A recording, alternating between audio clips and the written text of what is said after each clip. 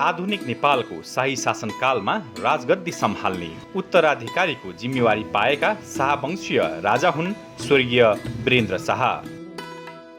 राजा वीरेन्द्रको परिवारमा रानी ऐश्वर्या, राजकुमार दिपेन्द्र, छोरी श्रुति अनि कान्छा छोरा निराजन सहित 5 सदस्य थिए। विक्रम सम्वत 2058 साल जेठ 19 गते नारायणहिटी राजदरबारमा घटेको एक दुःखद घटनामा एकैसाथ राजा वीरेन्द्रको परिवारका सबै सदस्यहरूको निधन भयो। यो दुःखद घटनामा राजा वीरेन्द्रको वंशनाश भएपछि उनी र उनका परिवारका सदस्यको नाममा कायम रहेको सम्पत्ति र कानुन बमोजिम प्राप्त हुने सम्पत्ति राष्ट्रियकरण गर्ने र ती सम्पत्तिहरूको अलग्गै कोष अर्थात् ट्रस्ट बनाएर राष्ट्र हितमा प्रयोग गरिनुपर्ने उद्देश्यले नेपालको अन्तरिम संविधान 2063 को धारा 159 को 4 मा नेपाल ट्रस्ट स्थापना गर्ने प्रावधान राखिएको थियो।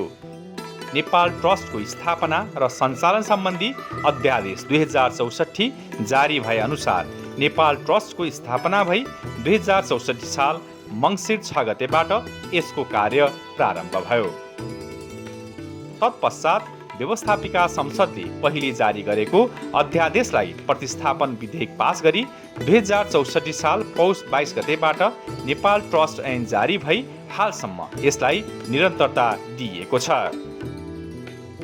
नेपाल ट्रस्टमा प्राप्त भएका र पछि प्राप्त हुने चल-अचल सम्पत्तिको दीर्घकालीन संरक्षण र सदुपयोग गर्ने, सम्पत्तिको अधिकतम उपयोग गर्दै लोक कल्याणकारी कार्यमा प्रयोग गर्ने तथा ट्रस्टको दायरामा आउने सम्पत्ति खोज तलास गर्ने दीर्घकालीन सोचका साथ नेपाल ट्रस्टको स्थापना भएको हो। हाल काठमाडौँको कमलादी स्थित आफ्नै भवनमा कार्यालय स्थापना गरी नेपाल ट्रस्ट ऐन 2064 को परिधिभित्र रहेर नेपाल ट्रस्टले आफ्ना गतिविधिहरू सञ्चालन गर्दै आइरहेको छ।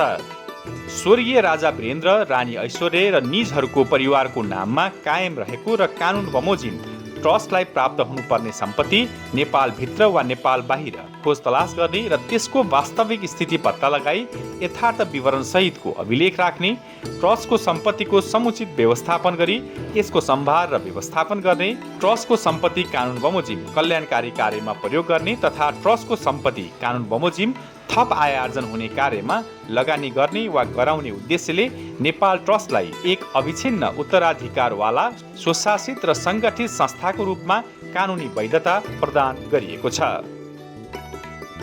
विक्रम सम्वत 2064 सालमा स्थापना भएर आफ्ना गतिविधिहरू सञ्चालन गरेको नेपाल ट्रस्टले पूर्व राजा स्वर्गीय वीरेन्द्र र उनका परिवारको नाममा नेपालका विभिन्न ठाउँमा रहेको जग्गा, वनजङ्गल, बङ्गला, दरबार, भवन, मन्दिर, शेयर लगायतका सम्पत्तिहरू पत्ता लगाई राष्ट्रियकरण गर्ने कार्य नियमित रूपमा अगाडि बढाउँदै आइरहेको छ। हालसम्म नेपालका 12 वटा जिल्लाका विभिन्न स्थानहरूमा पूर्व राजाको र उहाँका सन्तानहरूको सम्पत्ति पत्ता लागि नेपाल ट्रस्ट अन्तर्गत आइसकेको छ भने अन्य स्थानहरूमा पनि खोजबिनको क्रम जारी रहेको छ। हाल नेपाल ट्रस्टको कार्यालय अन्तर्गत चितवन, मकवानपुर, कास्की, नुवाकोट, काठमाडौँको गोकर्ण तथा नागार्जुनमा गरी जम्मा 6 स्थानमा इकाइ कार्यालयहरू सञ्चालनमा रहेका छन्। यो मकवानपुर जिल्लाको सदरमुकाम हेटौडा बजार स्थित वन विज्ञान अध्ययन संस्थानसँगै रहेको कान्ति ईश्वरी गृह हो, जसलाई हेटौडा दरबार पनि भन्ने गरिन्छ। पूर्व पश्चिम राजमार्गसँगै जोडिएको यो भवनमा काठमाडौँको दक्षिणी भेगतिर यात्रा गर्दा राजपरिवारका सदस्यहरू बस्ने गर्दथे। दरबारको भित्री भागमा राजपरिवारका सदस्यहरूले प्रयोग गर्ने विभिन्न सामग्रीहरू रहेका छन्। नेपाल ट्रस्टले यसको उचित संरक्षण गरेर राखिरहेको छ, तथापि कर्मचारी अभावका कारण सरसफाई तथा मर्मत सम्भारमा केही कठिनाई देखिएको छ। यो संरचना सार्वजनिक भ्रमण गर्ने सङ्ग्रहालयका रूपमा विकास गरी आय आर्जनको कार्यमा उपभोग गर्न जरुरी देखिन्छ। यो ऐतिहासिक दरबारलाई सङ्ग्रहालय बनाई पर्यटकीय स्थलको रूपमा विकास गरी व्यावसायिक रूपमा प्रयोग गर्न सकिने प्रचुर सम्भावना रहेको छ। यसको संरक्षण तथा सम्वर्धनका लागि नेपाल ट्रस्टले उपयुक्त खालको गुरु योजना निर्माण गरी कार्यक्रम अघि बढाउन जरुरी देखिन्छ। यस दरबारको महत्त्वका बारेमा प्रचार प्रसार संरक्षण र सम्वर्धनका लागि नेपाल ट्रस्ट स्थानीय तह लगायत अन्य सरकारवाला निकाय बीचको समन्वय र सहकार्यको आवश्यकता रहेको छ। नेपाल ट्रस्टको स्वामित्वमा रहेको कान्ति ईश्वरी गृह जुन विगतमा एउटा राम्रो ठुलो इतिहास बोकेको ठाउँ हो, त्यो अहिले संरक्षणको खाँचो छ।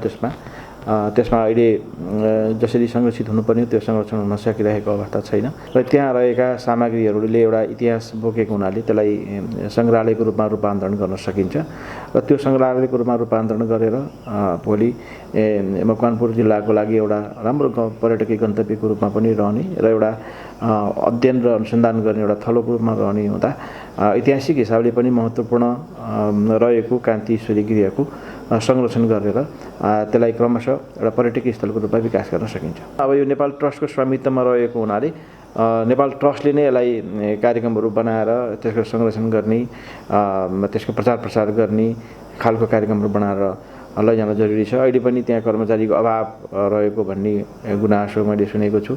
त्यो हिसाबले पनि अब पर्याप्त मात्रामा कर्मचारीहरूको व्यवस्थापन गर्ने र उपयुक्त बजेट तथा कार्यक्रमहरू चाहिँ स्वीकृत गराएर त्यसको संरक्षण गर्ने र त्यसको प्रचार प्रसार गर्ने र त्यहाँ चाहिँ अतिक्रमण हुन जग्गाहरूको संरक्षण गरेर अतिक्रमण हुन नदिनको लागि पनि हामी सचेत हुन जरुरी छ। नेपाल ट्रस्टले त्यो विषयमा पनि हेर्नुपर्ने छ भने भएका जुन पुरातात्विक महत्त्वका ती वस्तुहरू छन्, ती वस्तुहरूको उचित हिसाबले संरक्षण गरेर भोलि भावी पुस्ताको लागि पनि त्यसको बारेमा जानकारी गराउनको लागि चाहिँ यसलाई यसको मुख्य ध्येय भनेको संरक्षणै गरेर राख्न पर्ने देखिन्छ।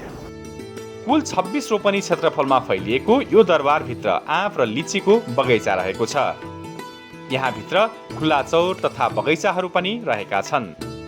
राजा महेन्द्रका दुई रानीहरू कान्ति र ईश्वरीको नामबाट यो दरबारको नामाकरण भएको हो। मकवानपुर जिल्लाको प्रमुख ठाउँमा रहेको यस दरबारलाई संरक्षण गर्दै राष्ट्र हितमा प्रयोग गर्ने गरी काम अगाडि बढाउनु अहिलेको पहिलो आवश्यकता हो। त्यस्तै चितवन जिल्लाको भरतपुर नगरपालिका स्थित ऐतिहासिक दियालो बङ्गला नारायणी नदीको छेउमा रहेको छ। दियालो बङ्गला नेपालको व्यापारिक केन्द्र नारायणघाट बजार र पवित्र तीर्थस्थल देवघाट धामको बीचमा पर्दछ। यो ऐतिहासिक तथा सुन्दर दियालो बङ्गलामा राजा महेन्द्र विभिन्न समयमा आफ्नो परिवारसहित यहाँ आएर लामो समय बस्ने गर्दथे भने यसै दियालो बङ्गलामा राजा महेन्द्रको स्वर्गारोहण भएको थियो। झन्डै 57 बिघा भन्दा बढी क्षेत्रफलमा फैलिएको यो दरबार क्षेत्रको धेरैजसो भूभागमा विभिन्न जात जातिका रुखहरूका साथै बगैँचा, पौडी पोखरी, गाड भवन, सुसारे भवन, हेलिप्याड र खेल मैदान रहेको छ। पूर्व राज परिवारका बहुमूल्य सामानहरूलाई यहाँ सुरक्षित साथ राखिएको छ भने नेपाली सेनाले यो क्षेत्रको बाह्य सुरक्षा प्रदान गरिरहेको छ। प्रशस्त पर्यटकीय सम्भावना रहेको यो क्षेत्रलाई पर्यटकीय क्रियाकलापबाट थप आय आर्जन गर्न सकिने देखिएको छ। यस बङ्गला दरबार क्षेत्रको संरक्षण, सम्वर्धन र व्यावसायिक उपभोगको कार्य अगाडि बढाउन आवश्यक कर्मचारी अभावका कारण सोचे जस्तो काम अगाडि बढाउन सकिएको छैन। ऐतिहासिक दियालो बङ्गलाको संरक्षण तथा यसको दूरगामी विकासका लागि यो क्षेत्रको बृहत गुरुयोजना बनाएर अघि बढेमा यो क्षेत्रले काँचुली फेर्नेछ।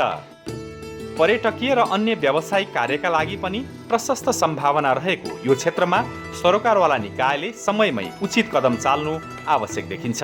यो दियालो बङ्गला परिसर यो ऐतिहासिक दृष्टिकोणले पनि असाध्यै महत्त्वपूर्ण चाहिँ ठाउँ हो। एक त यो नारायणी नदीको किनारमा रहेको हिसाबले प्राकृतिक छटाको दृष्टिकोणले पनि असाध्यै सुन्दर ठाउँ हो।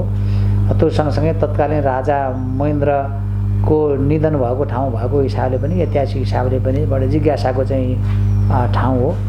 त्यसैले यसलाई खास गरेर चाहिँ अब पर्यटकीय दृष्टिकोणले यसको संरक्षण, सम्वर्धन र प्रबन्धन गर्न चाहिँ सकिने प्रचुर सम्भावना छ। अहिले अब हाम्रो नेपाल ट्रस्ट इकाइ कार्यालयले चाहिँ यसको व्यवस्थापन गरिरहेको छ। तर यसको चाहिँ अब अलि गुरुयोजना बनाएर अलि यसको बृहत कार्यक्रम बनाएर यसको संरक्षण, सम्वर्धन र यसको बहुआयामिक उपयोगिताको बारेमा हामीले चाहिँ काम अगाडि बढाउन चाहिँ आवश्यक छ। अहिले भनेको त्यो भएको सम्पत्तिको संरक्षण गर्ने मात्रै काम भएको छ।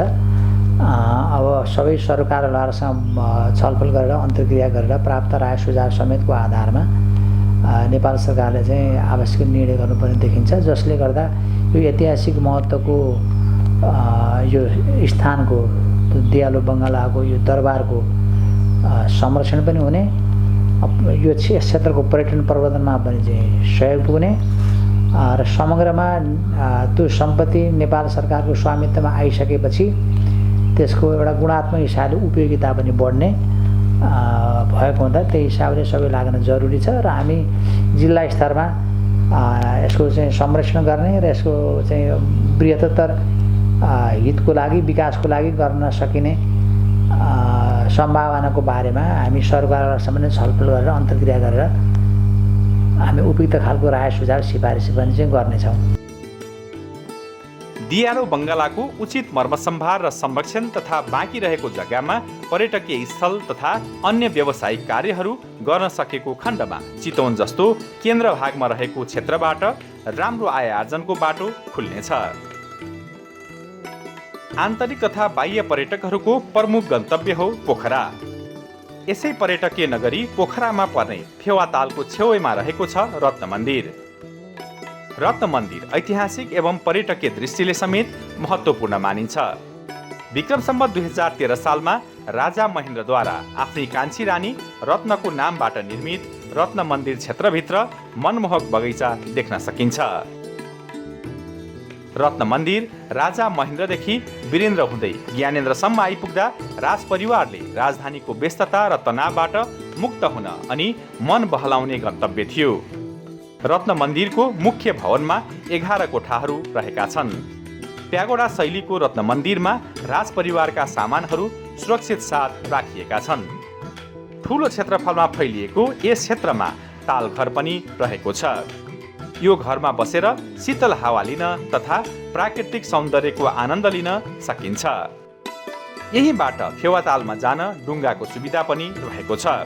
यही तालघरमा तत्कालीन राजाहरूले विदेशी पाहुनाहरूसँग भेट गर्ने गर्दथे। रत्न मन्दिरभन्दा केही पूर्वमा रहेको छ हिमागृह। राजा महेन्द्रका माइला भाइ हिमालय वीरविक्रमका नामबाट हिमागृह बनेको थियो। करिब 10 रोपनी भन्दा बढी क्षेत्रफलमा फैलिएको हिमागृहलाई पनि पर्यटकीय स्थलका रूपमा विकास गर्न सकिन्छ। रत्न मन्दिर र हिमागृहलाई पर्यटकीय स्थलका रूपमा विकास गरी आन्तरिक तथा बाह्य पर्यटनको प्रमुख गन्तव्य बनाउन सके पोखराको पर्यटन विकासमा थप टेवा पुग्ने विश्वास स्थानीय जनप्रतिनिधिहरूको रहेको छ। पोखरामा रहेको जुन रत्न मन्दिर छ अर्थात् पोखराको महत्त्वपूर्ण पर्यटकीय क्षेत्र फेवातालको सँगसँगै रहेको जुन पोखरा वडा नम्बर 6 भित्र पर्ने यो जुन जग्गा छ रत्न मन्दिरको, अब यसलाई नेपाल सरकार, सङ्घीय सरकारको तर्फबाट, प्रदेश सरकारको तर्फबाट र हामी महानगरपालिकाको तर्फबाट पहिलो त यो नेपाली नागरिकका लागि हाम्रो नेपाल सरकारको सम्पत्तिको रूपमा आइसकेपछि यसलाई खुला गर्ने र यसलाई कसरी आन्तरिक पर्यटकीय क्षेत्रको रूपमा, अन्तर्राष्ट्रिय पर्यटकीय गन्तव्यको रूपमा पनि अगाडि बढाउन सक्छौँ भन्ने विभिन्न सोचहरू आइरहेको छ। जस्तो हामीले बौद्धिक चाहिने व्यक्तित्वहरूलाई निमन्त्रणा गर्नका लागि अथवा राष्ट्रिय अन्तर्राष्ट्रिय पर्यटकहरू आउँदाखेरि पोखरामा एउटा अत्यन्त व्यवस्थित म्युजियम को पनि यो उपयुक्त ठाउँ हुनसक्छ भन्ने छ। त्यसै गरी एउटा खुला अत्यन्त व्यवस्थित पार्कको रूपमा पनि यो क्षेत्र प्रयोग हुनसक्छ भन्ने खालको धारणा छ। र अब हामीले प्रदेश सरकार सँगसँगै मिलेर महानगरको तर्फबाट हामीले यसलाई कसरी पब्लिकलाई आकर्षित गर्ने, आन्तरिक पर्यटक र बाह्य पर्यटकहरूलाई कसरी आकर्षित गर्ने भन्ने विषयमा हामी सोचिरहेका छौँ। नेपाल ट्रस्टले पर्यटनको पूर्वाधारलाई नबिग्रने गरी, पर्यटनको आकर्षणलाई वृद्धि हुने गरी, पोखरेलीहरूको चाहिँ नि एउटा आय स्तरमा, रोजगारमा पनि सहयोग पुग्ने गरी यो काम हामीले गर्न सक्नु पर्दछ। र म पोखरा महानगरपालिकाको तर्फबाट नेपाल ट्रस्टप्रति त्यो आशा व्यक्त गर्न चाहन्छु र भविष्यमा सोही अनुसारको डिजाइनको डिपिआर बनेर हामीले पोखरालाई अझ साँच्चै प्यारो पोखरा र हामी सबैको एउटा राष्ट्रको चासो भएको प्यारो पोखराको रूपमा विकसित गर्न सक्छौँ भन्ने लाग्दछ। लामो इतिहास बोकेको रत्न मन्दिर तथा हिमागृहलाई खुला गरेर म्युजियम पार्क बनाउनका लागि अध्ययन प्रतिवेदन प्राप्त भइसकेको छ। रत्न मन्दिरसँगै नेपाल ट्रस्टको इकाइ कार्यालय रहेको छ भने रत्न चोकमा पनि नेपाल ट्रस्टको जग्गा रहेको छ। हाल नेपाली सेनाले बाहिरी सुरक्षा प्रदान गरिरहेको यस क्षेत्रलाई प्रयोगमा ल्याउन सकेमा पोखरामा पर्यटकहरूको बसाई थप लम्ब्याउन सकिने विश्वास गर्न सकिन्छ। नेपाल ट्रस्टको अर्को महत्त्वपूर्ण सम्पत्तिका रूपमा रहेको चुलीवन क्षेत्र धनकुटा जिल्लाको सदरमुकाम धनकुटा बजार छेउमा पर्दछ। पूर्वी तराईका सहरबाट नजिकै पर्ने पहाडी जिल्लामा रहेको यो वन क्षेत्रमा प्रशस्त पर्यटकीय सम्भावना रहेको छ। नेपाल ट्रस्टको स्वामित्वमा रहेको चुलीवन क्षेत्र 194 रोपनी क्षेत्रफलमा फैलिएको छ। हाल यो क्षेत्रको आधा भागमा निजामती आवासीय विद्यालय रहेको छ भने आधा भाग खाली छ। यो क्षेत्रको अधिकांश भागमा तारबार गरी यसको संरक्षण गरिएको छ। यस क्षेत्रलाई पर्यटकीय क्षेत्रका रूपमा विकास गर्न सके धनकुटाको पर्यटन प्रवर्धनमा ठूलो टेवा पुग्न सक्ने र यसका लागि नेपाल ट्रस्टसँग सहकार्य गर्न आफूहरू तयार रहेको धनकुटा नगरपालिका नगर प्रमुख चिन्तन तामाङ बताउनुहुन्छ। रमाइलो ठाउँमा र त्यहाँबाट धेरै दृश्य अवलोकन गर्न सकिने ठाउँमा अवस्थित छ त्यो जग्गा त्यसलाई चाहिँ अब नगरपालिकालाई उपलब्ध भएमा हामी पर्यटन पूर्वाधारहरू निर्माण गरेर होइन एउटा राम्रो ठुलो र एउटा पर्यटकलाई आकर्षण गर्ने किसिमको पार्कहरू निर्माण गरेर सदुपयोगमा ल्याउन हामी तत्पर छौँ, त्यसलाई उपयोग गर्न तत्पर छौँ। तर नेपाल ट्रस्ट चाहिँ त्यसमा सहमत हुनु पर्यो। हामीलाई दिएमा ती कामहरू गरिनेछ, पर्यटकीय पूर्वाधार निर्माण गर्नेछौँ। धनकुटा सदरमुकाम नजिकै रहेको चुलीवन क्षेत्रमा निजामती विद्यालयको अलावा बाँकी जग्गामा पर्यटन पूर्वाधार निर्माण गरी पर्यटकीय स्थलका रूपमा विकास गर्न सकेमा यो क्षेत्रको उचित संरक्षण हुनुका साथै यसबाट भविष्यमा प्रशस्त लाभ लिन सकिने सम्भावना देखिन्छ। कर्णाली प्रदेशको सुर्खेत जिल्ला सदरमुकामको वीरेन्द्रनगर नजिकै रहेको लाठीकोइली वन क्षेत्र नेपालगञ्ज सुर्खेत सडकसँगै रहेको छ। धार्मिक एवं पर्यटकीय र अन्य विकासका दृष्टिले समेत यो वन क्षेत्र निकै महत्त्वपूर्ण मानिन्छ। 457 रोपनी क्षेत्रफलमा फैलिएको यो क्षेत्र खुल्ला तथा जङ्गलको रूपमा रहेको छ। यो क्षेत्रलाई औद्योगिक तथा शैक्षिक क्षेत्रका रूपमा विकास गर्न सकिने वीरेन्द्रनगर नगरपालिकाका नगर प्रमुख बताउनुहुन्छ। वास्तवमा हामीले चाहिँ दुईटा कुरा गर्न खोज्यौँ। एउटा हामीले त्यसलाई छलफल गरेर एयरपोर्ट विस्तार गर्न सकिन्छ कि भन्ने पनि छलफल चलेको, तर प्राविधिक हिसाबले त्यो एयरपोर्टको विषय चाहिँ अगाडि बढ्न सकेन र पछिल्लो समय त्यसलाई औद्योगिक गरामका लागि चाहिँ औद्योगिक क्षेत्रको निम्ति पनि प्रस्तावित गरिएको छ। तर नेपाल सरकारको सङ्घीय सरकारको चाहिँ निर्णयअनुसार अर्को पालिकामा चाहिँ औद्योगिक क्षेत्रको चाहिँ प्रस्ताव भएको छ र जहाँसम्म अब हाम्रो चाहना आम वीरेन्द्रनगरवासी र सुर्खेतका हिसाबले हेर्दा एउटा सुर्खेतको समग्र विकासका निम्ति आवश्यक पर्ने मेडिकल कलेज लगायतका जो चाहिँ शैक्षिक या प्राविधिक हिसाबले चाहिँ महत्त्वपूर्ण राख्ने यो प्रदेशकै नमुनायोग्य र औद्योगिक विकासका निम्ति चाहिँ नि पूर्वाधार निर्माण होस् भन्ने चाहिँ स्थानीय बासिन्दाको र हामी जनप्रतिनिधिको पनि त्यो धारणा चाहिँ रहेको छ। यो क्षेत्रको उचित व्यवस्थापन गर्न सकेको खण्डमा यहाँ दीर्घकालीन महत्त्वका योजनाहरू लागू गर्न सकिने सम्भावना छ। त्यसो हुन सकेको खण्डमा सुर्खेत जिल्ला र समग्र कर्णाली प्रदेशकै गौरव गर्न लायकको ठाउँ बन्न सक्नेछ। नेपाल ट्रस्टको स्थापनादेखि स्वर्गीय राजा वीरेन्द्र र उनका परिवारको नाममा रहेको सम्पत्ति पत्ता लगाई राष्ट्रियकरण गर्ने क्रम हालसम्म जारी नै रहेको छ। प्राप्त सम्पत्तिलाई अपचलन हुन नदिई दीर्घकालीन सोचका साथ राष्ट्रहितमा प्रयोग गर्नु संस्थाका सामु अर्को चुनौती रहेको छ। नेपाल ट्रस्ट स्थापना गरी स्वर्गीय राजा वीरेन्द्र र उनको परिवारको सम्पत्ति राष्ट्रियकरण गर्दैमा मात्र यसको उद्देश्य अवश्य पूरा हुने छैन। यसरी प्राप्त गरेको सम्पत्ति अपचलन हुन नदिई दीर्घकालीन सोचका साथ देश विकासको मूल प्रवाहबाट वञ्चित दुर्गम क्षेत्रका गरिब जनताको पहुँचसम्म शिक्षा र स्वास्थ्य जस्ता आधारभूत सेवा पुर्याउन सकेको खण्डमा राष्ट्रियकरण भएको स्वर्गीय राजाको सम्पत्तिबाट बढाएको आयबाट जनताले आधारभूत शिक्षा स्वास्थ्य सम्बन्धी लाभांश पाउने सन्देश प्रवाह भई जनभावनाको कदर हुनेछ। यिनै उद्देश्य प्राप्तिको अभियानमा आफ्नो क्षेत्रबाट सहयोग पुर्याउनु हुन नेपाल सरकार नेपाल ट्रस्टको कार्यालय यहाँहरू सबैमा हार्दिक अपिल गर्दछ।